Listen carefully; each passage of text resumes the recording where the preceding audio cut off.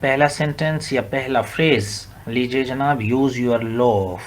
पहले गेस किया कीजिए कि इसका मतलब क्या हो सकता है। जैसे मैंने कहा कि जब आप सवाल करेंगे तो मेमोरी में ज़्यादा देर रहेंगी चीज़ें याद करने का। एक गुर यही है कि पहले सवाल लाया जाए और फिर उसे देखा जाए और ट्राई किया जाए, और फिर जब मैं कहूँ तो फिर आप जब सुनेंगे तो ज़्यादा याद रहेगा। That's a trick.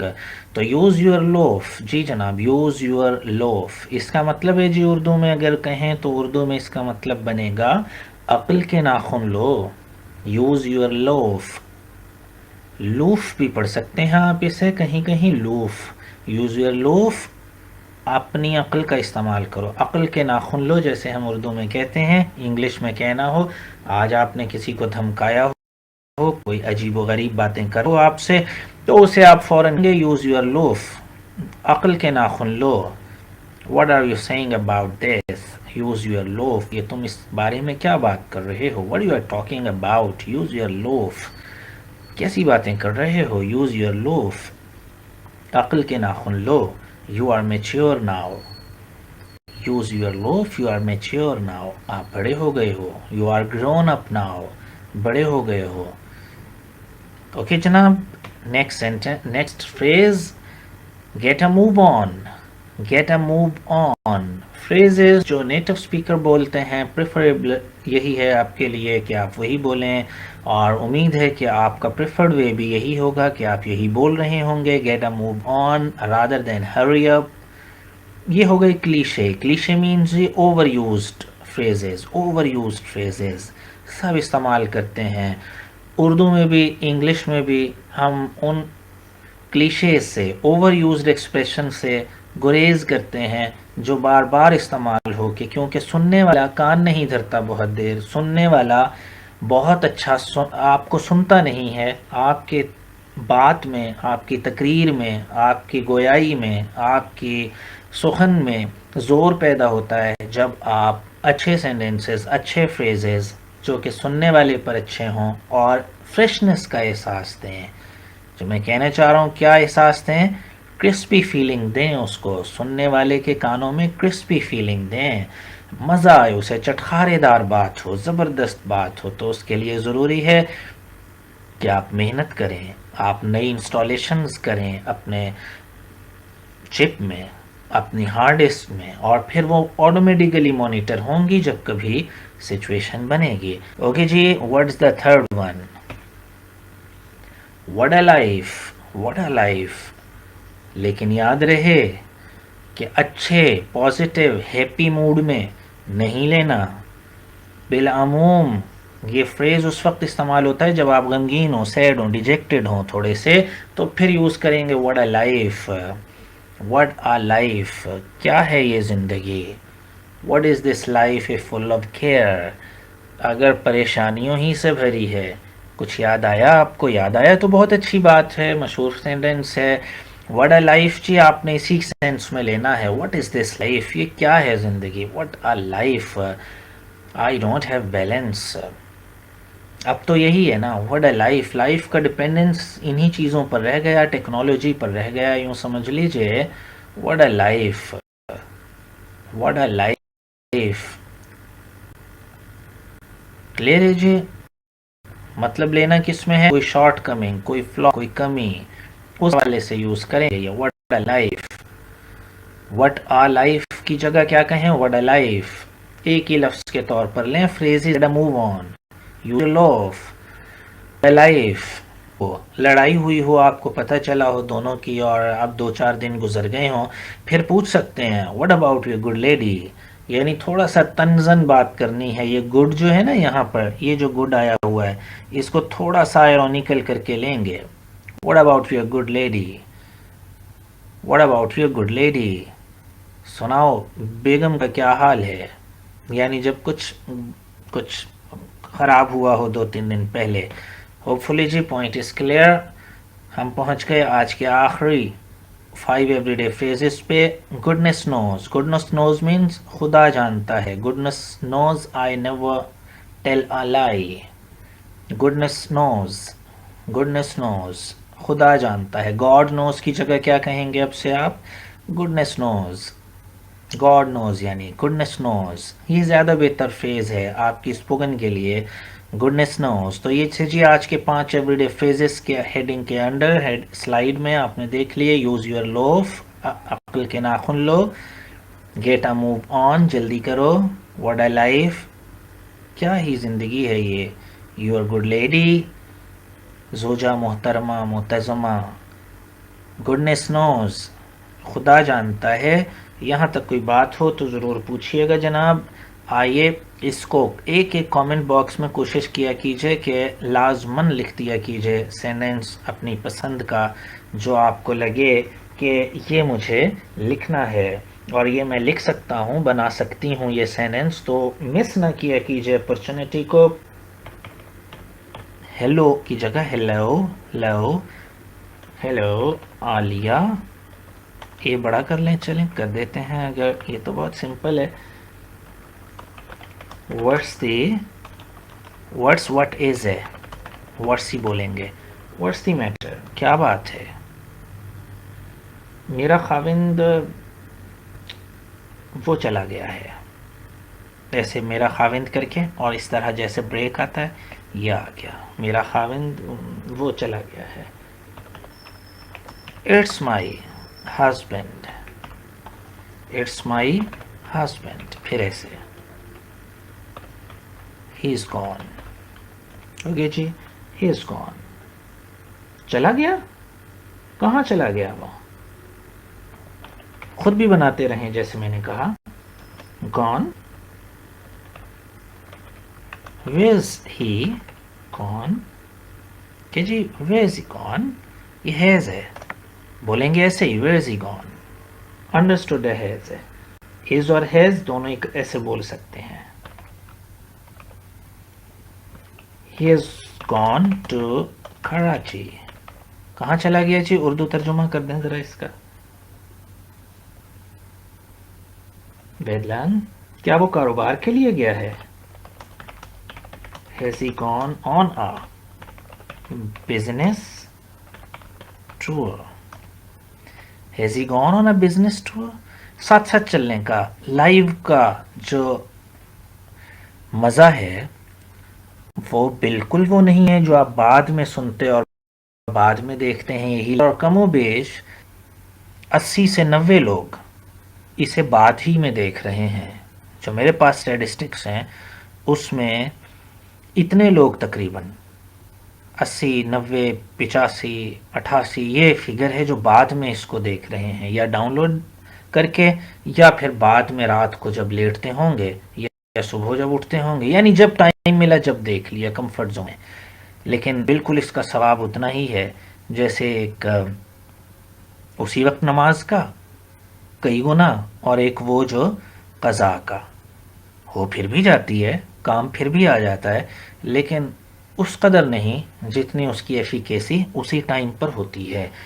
तो इसलिए कोशिश किया कीजिए कि ये लोग जो पूरा माहौल बना के बैठते हैं, आते हैं, क्लासरूम बनाते हैं, इनके बराबर वो नहीं कभी भी हासिल कर सकते जो कि यहाँ बैठ के हासिल कर रहे हैं। नहीं, वो कारोबार के लिए नहीं गया है। No, he hasn't gone on a, आप बेहतर समझते हैं कि क्या नया है आपके लिए इसमें। No, he hasn't gone on a business tour, वो मारिया के साथ गया है। आई एम सॉरी अगर किसी का नाम है, लेकिन जैसे मैंने कहा कन्वर्सेशन वाला पोर्शन एक बुक से लेते हैं हम। He has gone with Maria, gone with, बना लिया होगा उम्मीद है आपने। इसका तो सेंटेंस एम बड़ा है जनाब इसमें। He has gone with Maria, Maria सवाल है दूसरी सहेली का, वो कौन है। Who's Maria, वो उसकी सेक्रेटरी। His, ये शायद नया लगे, मतलब तो नया नहीं है, होता आ ही रहा है हमेशा से। सेक्रेटरी के साथ प्रोनाउंसिएशन नया है। सेक्रेटरी नहीं, सेक्रेटरी नहीं, सेक्रेटरी। जी जी बोलिए।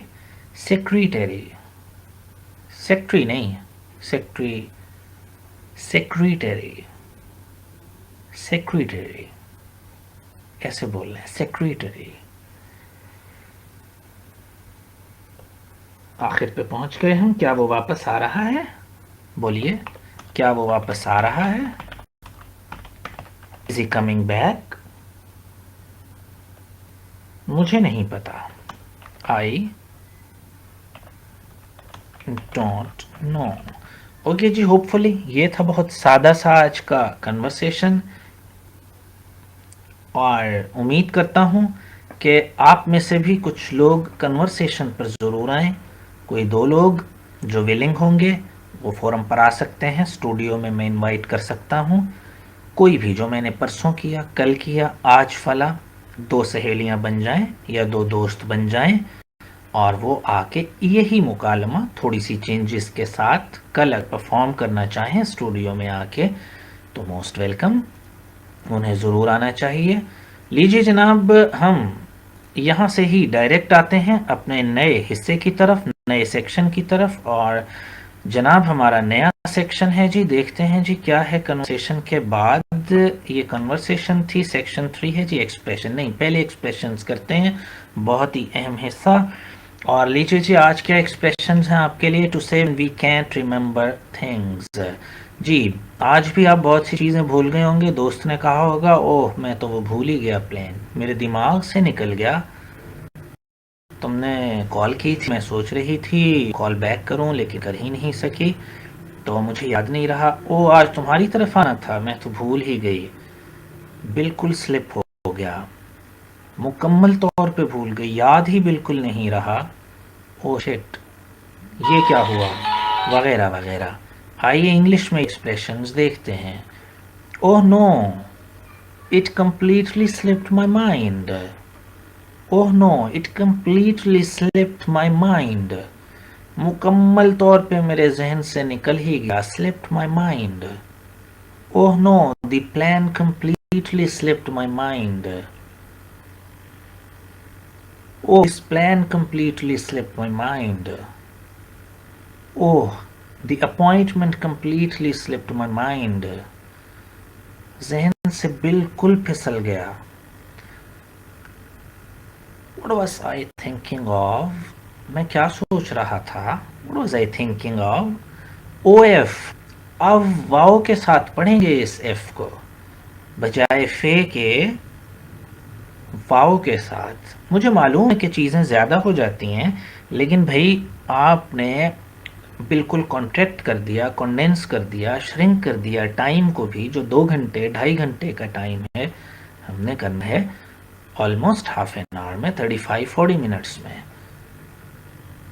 तो जी, what was I thinking of, वो मैं क्या सोच रही थी। I simply forgot to do it. Simply या मतलब ये नहीं सादगी से, मतलब बिल्कुल, I simply forgot to do it.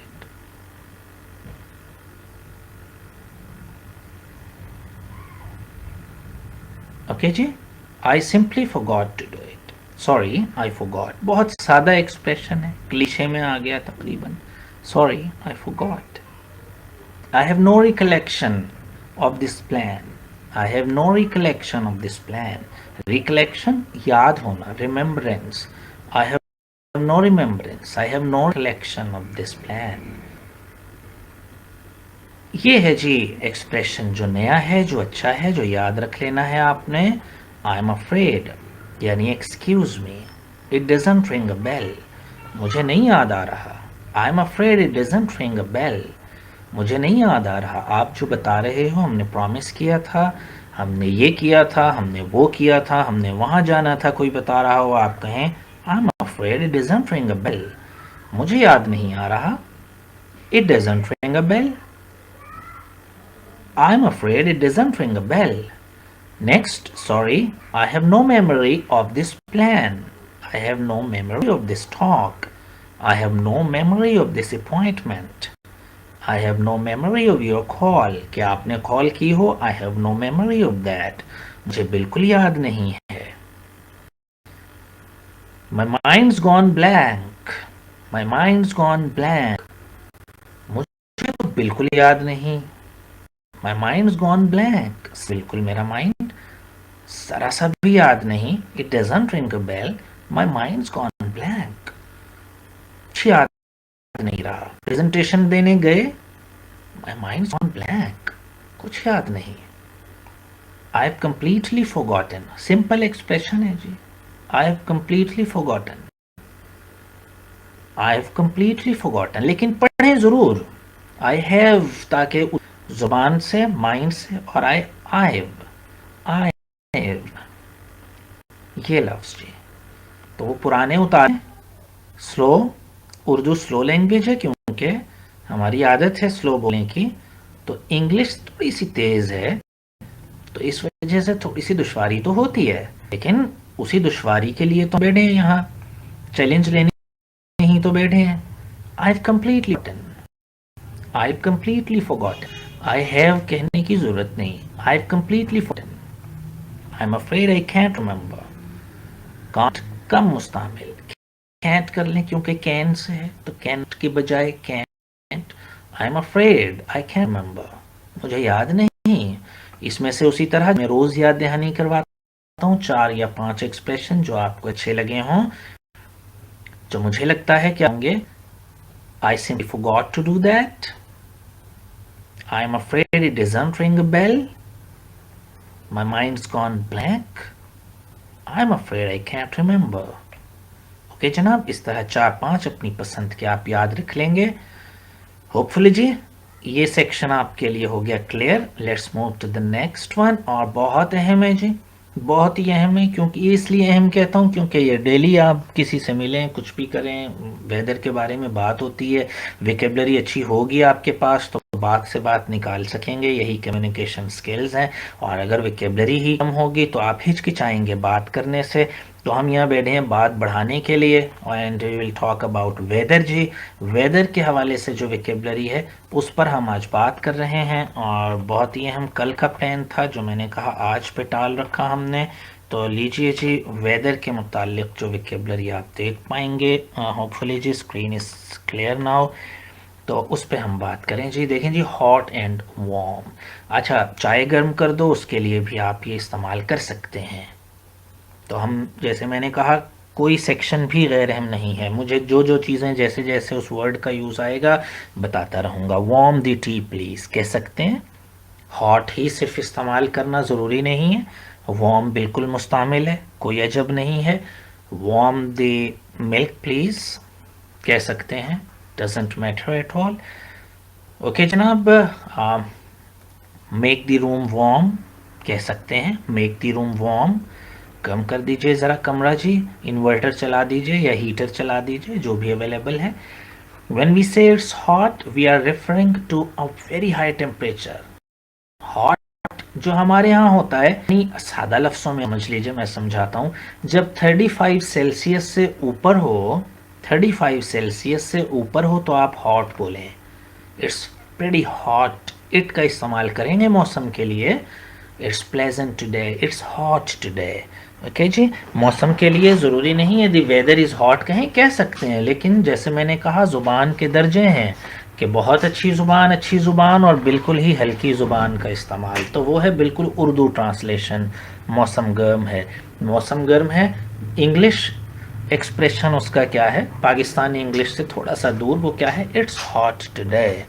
Weather नहीं, इट्स हॉट टुडे।